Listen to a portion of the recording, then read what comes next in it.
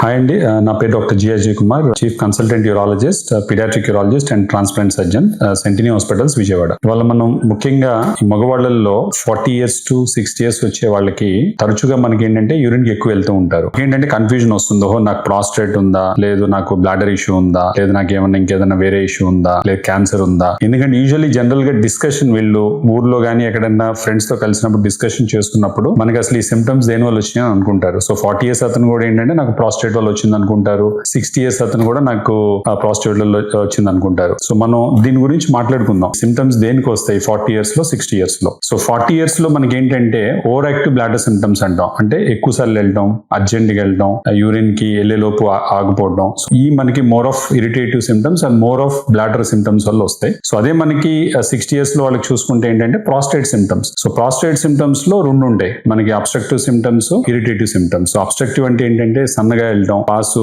ముక్కిన రాకపోవడం, వెళ్ళేటప్పుడు ఆగాగటం, అండ్ వెళ్ళి ప్యాంట్ తీసి జిప్ తీసినా కూడా పాస్ రాకపోవడం, దాన్ని హెసిటెన్సీ అంటాం. ఇరిటేటివ్ అంటే ఎక్కువ సార్లు వెళ్ళటం, అర్జెంట్ గా వెళ్ళడం, వెళ్ళేలో పడిపోవటం, మంట పుట్టడం. సో ఈ సిమ్టమ్స్ ని మనం సరిగా గుర్తించుకుంటే మనకి ఎవరికి ఏంటి అనేది కరెక్ట్ గా ట్రీట్మెంట్ చేసుకోవచ్చు.